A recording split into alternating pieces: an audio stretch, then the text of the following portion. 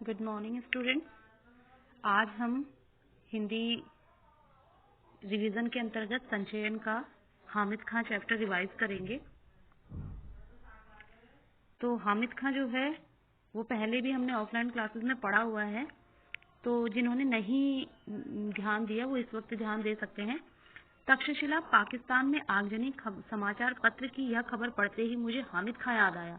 तो लेखक जो है वो लेखक हैं एस.के. पोटेकाट। तो वो जो है अपनी एक याद के अंतर्गत इस चैप्टर का निर्माण किया है उन्होंने कि उन्हें हामिद खां की याद क्यों आई।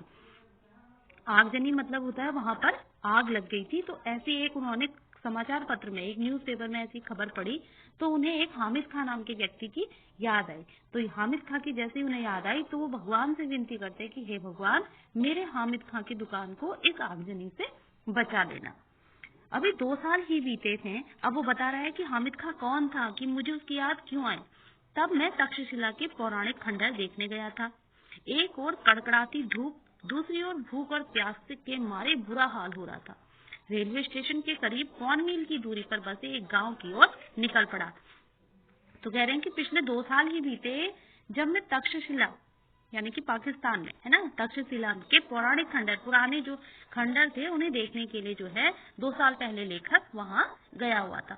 एक और कड़कड़ाती धूप यानी कि बहुत तेज गर्मी थी, दूसरी ओर भूख और प्यास के मारे बुरा हाल होता, यानी कि उसे भूख और प्यास भी बहुत तेज लगी थी। अब चलते चलते वो जो है स्टेशन से करीब 1 किलोमीटर से थोड़ा सा कुछ कम की दूरी पर बसा एक गांव था, वहां की ओर निकल गया। हस्तरेखाओं के समान फैली गलियों से भरा तंग बाजार। अब यहाँ पर जो है बाजार की उपमा दी है हस्तरेखाओं के समान, यानी कि हाथ में जैसे रेखाएं होती हैं उन रेखाओं के समान वहां पे बहुत सारी गलियां भरी हुई थी। उन गलियों से भरा हुआ एक बाजार था। जहाँ कहीं नजर पड़ी धुआं, मच्छर और गंदगी से भरी जगह दिखी। जहाँ मतलब बहुत ज्यादा वहां पर को गंदगी थी, कहीं पर धुआं था, कहीं पर मच्छर थे, चारों तरफ गंदगी गंदगी। तो कहीं सड़े हुए चमड़े की बदबू ने स्वागत किया। लंबे कद के पठान अपनी सहज अलमस्त चाल में चलते नजर आ रहे थे, यानी कि वो बहुत ज्यादा मस्त जो है, बहुत ही ज्यादा अपनी जो है लंबे लंबे पठान थे, है ना। अब पाकिस्तान है तो वहां तो पठान ही होंगे, तो वो उसे चारों ओर जो है वही नजर आए। चारों तरफ चक्कर लगा लिया पर अभी तक कोई होटल नहीं नजर आया। मन में विचार आया इस गांव में होटल की जरूरत ही क्या होगी, कि मन में मन ही सोचने लगा कि हाँ होटल की जरूरत भी क्या है भाई, यहाँ तो सभी अपने, जब वही छोटी छोटी गलियों में भरा बाजार है तो वहां पर आसपास ही उनके मकान भी होंगे, तो वो मन ही में सोच लेगा कि यहाँ होटल मिलना ही मुश्किल है, यहाँ पर वैसे भी होटल की मुझे जरूरत क्या है। अचानक एक दुकान नजर आई जहां चपातियां सेकी जा रही थी। चपातियों की सौंधी महक मेरे पांव महक से मेरे पांव अपने आप उस दुकान की ओर मुड़ गए। तो अब कह रहे हैं एक दुकान नजर आई, होटल तो नहीं नजर आया, एक दुकान नजर आई जहां चपातियां, जहां रोटी सेकी जाती है। अब जब रोटियां सेकी जाती हैं तो उनकी खुशबू जो है, एक तो भूख, और उस भूख के कारण जो है उसके पांव जो है उस दुकान की ओर अपने आप ही चल गए, अपने आप ही मुड़ गए। अपने अनुभव से मैंने जान लिया था कि परदेश में मुस्कुराहट ही रक्षक और सहायक होती है, यानी कि अपने अनुभवों से, यानी कि उसके साथ ऐसा पहले भी हो चुका होगा आई थिंक, है ना। तभी तो कहता है कि मुझे अपने अनुभव से ही मैंने जान लिया था कि परदेश यानी कि दूसरे देश में मुस्कुराहट, छोटी सी स्माइल ही हमारी रक्षा करती है और सहायक होती है, हमें सहायता देती है। तो मुस्कुराते हुए मैं इस दुकान के अंदर घुस गया। तो कहता है इसलिए मैं मुस्कुराते हुए उस दुकान के अंदर चला गया। हामिद खां वाले चैप्टर में यहाँ पर जो है ये आपका पहला पृष्ठ समाप्त होता है। चलिए आगे बढ़ते हैं। एक अधेड़ उम्र का पठान अंगीठी के पास से झुकाए चपातियां बनाता। अधेड़ मतलब बहुत ज्यादा उम्र का व्यक्ति नहीं था, कुछ जवान और कुछ बूढ़ा। तो कह रहे हैं मैंने जो ही दुकान में प्रवेश किया वह अपनी हथेली पर रखे आटे को बेलना छोड़कर मेरी ओर घूर घूर कर देखने लगा। उसकी तरफ देखकर मुस्कुरा दिया, फिर भी उसके चेहरे के हाव भाव में कोई परिवर्तन नहीं हुआ। वह बेपरवाही के साथ तीखी नजर से मुझे निहारते जा रहा था।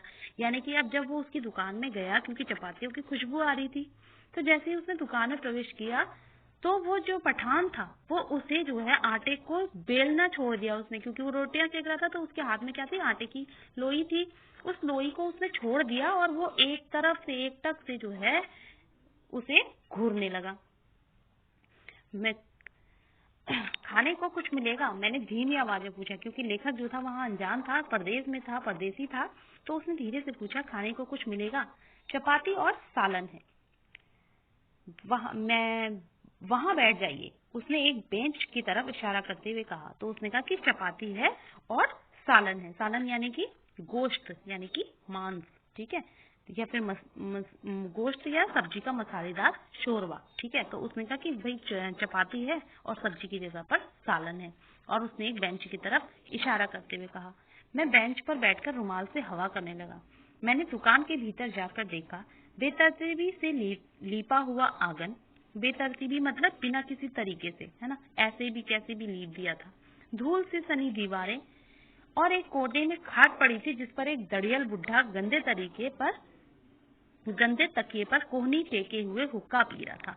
यानी कि एक दाढ़ी वाला, दड़ियल यानी कि दाढ़ी वाला बुढ़ा क्या कर रहा था, एक गंदे से तकिए पर कोहनी लगा के क्या कर रहा था, हुक्का पी रहा था। यानी कि उसने वहां का वातावरण से हमको ये अवगत करा रहा है। हुक्के की गुड़गुड़ाहट में उसने अपने आप को ही नहीं बल्कि सारे जहान को भुला रखा था। यानी कि उसे किसी चीज की सुध-बुध नहीं थी। मैं वहां पर आया, बैठा और मैंने खाने के लिए कुछ पूछा, यानी कि उसने इस सब चीज को क्या कर दिया, अनदेखा कर दिया।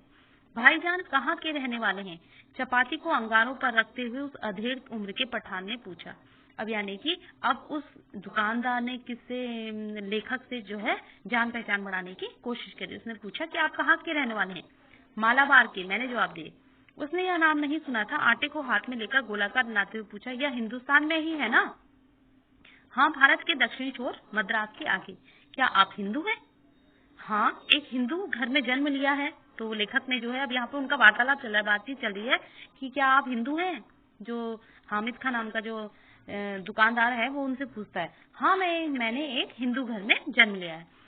उसने एक फीकी मुस्कुराहट के साथ फिर पूछा, आप मुसलमानी होटल में खाना चाहेंगे? तो जो है फिर उसने एक प्रश्न लगा के पूछा, तो फिर क्या आप एक मुसलमानी होटल में खाना खाएंगे, है ना? क्यों नहीं, हमारे यहाँ तो अगर बढ़िया चाय पीनी हो या बढ़िया पुलाव खाना हो तो लोग बेखटके मुसलमानी होटल में जाया करते हैं। तो लेखक ने बिना किसी संकोच के उसको बता दिया कि हमारे यहाँ तो ऐसा भी कोई बैर है ही नहीं, हम तो आराम से, अगर हमें बढ़िया चाय पीनी हो या बढ़िया पुलाव खाना हो तो हम तो मुसलमानी होटल में ही जाते हैं। वह मेरी बात पर विश्वास नहीं कर पाया। मैंने उसे गर्व के साथ बताया, हमारे यहाँ हिंदू मुसलमान में कोई फर्क नहीं, सब मिलजुल कर रहते हैं। भारत में मुसलमानों ने जिस पहली मस्जिद का निर्माण कराया था वह हमारे ही राज्य के एक स्थान कोडागल्लूर में है। हमारे यहाँ हिंदू मुसलमानों के बीच दंगे नहीं के बराबर होते हैं। तो कह रही है अब उसे विश्वास ही नहीं आया भाई। अब उसे, वो तो भूखा था और चपातियों की खुशबू आ रही थी और वो ये तो जानता था कि मैं पाकिस्तान में हूँ तो हर एक मुसलमान ही होगा, तो उसे इस बात से कोई फर्क नहीं पड़ता था कि वो कहाँ खाना खा रहा है। तो बल्कि क्यों हामिद खान ने ही उससे पूछा कि तुम हिंदू होते हुए तुम वहाँ मुसलमान के होटल में खाना खाओगे? तो उसने कहा बिल्कुल खाऊंगा, उसमें क्या है भाई, खाने से क्या वैर, खाना तो सभी का एक सा है ना, हिंदू है चाहे मुसलमान है, खाते तो चपातियां ही है। उसने मेरी बात को बहुत ही ध्यानपूर्वक सुनकर कहा, काश मैं आपके मुल्क में आकर अपनी आंखों से यह सब देख सकता, कि काश ऐसा होता, क्योंकि पाकिस्तान में जो है आए दिन हिंदू मुसलमानों के दंगे होते रहते हैं। तो उसको बड़ा आश्चर्य हुआ कि हिंदुस्तान में सब लोग मिलकर रहते हैं। तो उसने कहा कि काश मैं आपके मुल्क में ये सब अपनी आंखों से आकर देख सकता। क्या आपको मेरी बात पर विश्वास नहीं होता? मैंने पूछा। अब लेखक पूछ रहा है कि आपको मेरी बात पर विश्वास नहीं हो रहा?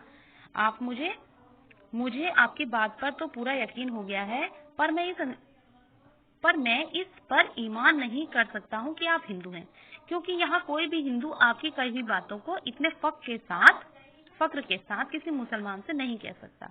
उसकी नजर में हम आतताइयों की औलादे हैं। आतताई यानी अत्याचारी। हमें इस हालत में अपनी आन के लिए लड़ना पड़ता है, यही हमारी नियति है। नियति मीन्स भाग्य, यही हमारी किस्मत है, हमारा भाग्य है। इसकी आवाज में सच्चाई कूट कूट कर भरी थी। यानी कि उसको अब यकीन आ गया कि हाँ, यहाँ पाकिस्तान में ये सब होता होगा, होता भी होगा, हो सकता है और होता ही है कि वहाँ पर जो है हिंदू और मुसलमानों में काफी दंगे हो जाते हैं। आपका शुभ नाम? मैंने पूछा। हामिद खान। वो जो चारपाई में बैठे हैं वो मेरे अब्बा जान हैं। अच्छा, आप इस 10 मिनट तक इंतजार कीजिए, सालन अभी पक रहा है। मैं इंतजार करने लगा। तो वो जो है अब उनका इंट्रोडक्शन हो गया और अब जो है उसने अपना नाम भी बता दिया कि वो जो चारपाई पर बैठे हैं वो मेरे पिताजी हैं और आप 10 मिनट इंतजार कीजिए क्योंकि अभी जो है गोश्त जो है, सालन जो है वो पक रहा है। अरे ओ अब्दुल, हामिद खान ने जोर से आवाज लगाई। एक छोकरा दौड़ता हुआ आया जो आंगन में चटाई बिछाकर लाल मिर्च सुखा रहा था। तो अब जो है एक बच्चे का उन्होंने वो दिया है उदाहरण कि उसने एक आवाज दी, अरे ओ अब्दुल। अब्दुल नाम का कोई छोटा बच्चा जो है वो आता है, वो क्या कर रहा था, आंगन में चटाई बिछाकर लाल मिर्च सुखा रहा था। हामिद ने पश्तो भाषा में उसे कुछ आदेश दिया, ठीक है, यानी कि अपनी जो प्राचीन भाषा होती है उसमें उसे एक आदेश दिया। वह दुकान के पिछवाड़े की तरफ भागा। भाईजान, जालिमों की इस दुनिया में शैतान भी लुक छिप कर चलता है। किसी पर धौंस जमाकर या मजबूर करके हम प्यार मोल नहीं ले सकते। आप ईमान और के से मोहब्बत के नाते मेरे होटल में खाना खाने आए हैं। ऐसी ईमानदारी और मोहब्बत का असर मेरे दिल में क्यों न पड़े। अगर हिंदू और मुसलमान आपस में मोहब्बत करते रहे तो कितना अच्छा होता। धीमे स्वर में बोलते हुए वह अंगीठी में आखिरी चपाती उतारकर खड़ा हो गया। यानी कि अब उनमें बातचीत हो रही है कि अगर आपके जैसे देश में यहाँ भी हो जाए तो आपसी बैर होंगे ही क्यों, फिर कितना अच्छा होता कि हम सभी लोग एक ही साथ में रहते, किसी के दिल में किसी के लिए जो है बैर नहीं होता तो कितना अच्छा होता। जो छोकरा पिछवाड़े की तरफ गया था उसे एक थाली में चावल लाकर सामने रख दिए। हामिद खान ने 3-4 चपातियां उसमें रख दी, फिर लोहे की तस्तरी में सालन परोसा। छोकरा साफ पानी से भरा एक कटोरा मेज पर रखकर चला गया। मैंने बड़े चाव से भरपेट खाना खाया। अब जो है हामिद खान ने उसे खाना परोसा, चावल दिए, चपातियां खाई और उसने भरपेट खाना खाया। कितने पैसे हुए, जेब में हाथ डालते हुए मैंने हामिद खान से पूछा। तो अब जो है अब लेखक वहां से जाने लगा तो उसने कहा, भाई कितने पैसे हो गए।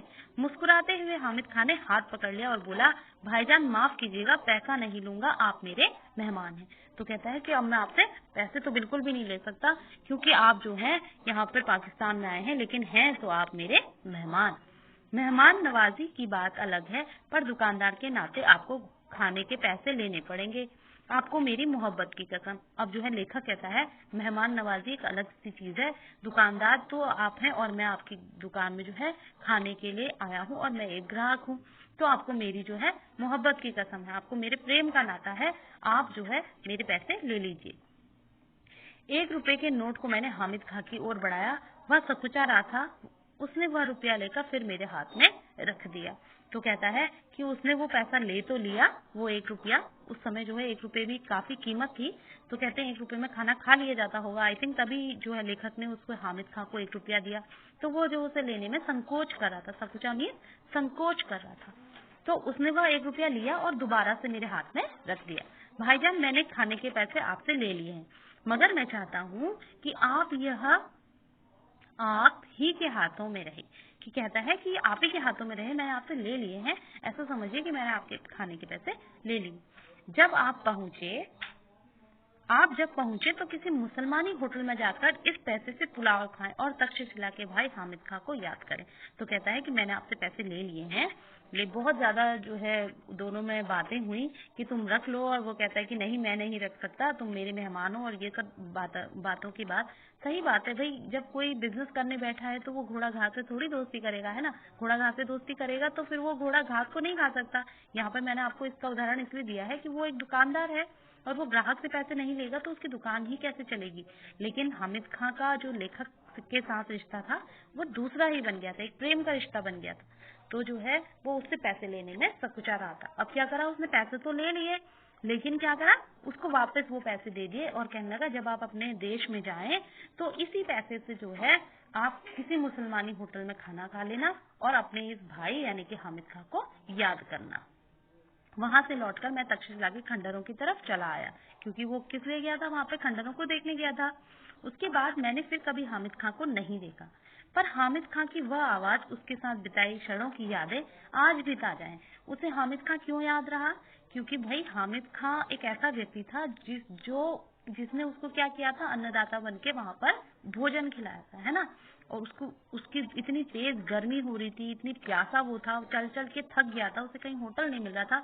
तो ऐसे में जब वो हामिद खां के होटल पे गया और उसके साथ उसने खाना खाया तो उसकी मित्रता भी हो गई और उसको हामिद खां को न भूलने वाली अविस्मरणीय याद भी उसकी रह गई। अब भी वह मुस्कान आज भी मेरे दिल में बसी है।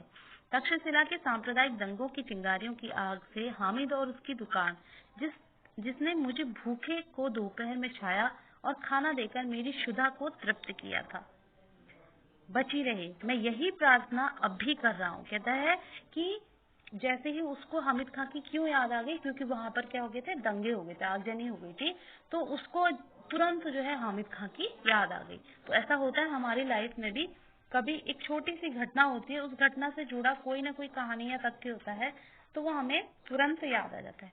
तो बच्चों, यहाँ पर ये चैप्टर आपका समाप्त होता है। आशा करती हूँ मेरे इस वीडियो के द्वारा आपको ये चैप्टर जो है अच्छी तरीके से समझ में आ गया होगा। तो अब इसके क्वेश्चन आंसर मैं आपको देती हूँ, तो आप वो सॉल्व कीजिए, ठीक है। Thank you.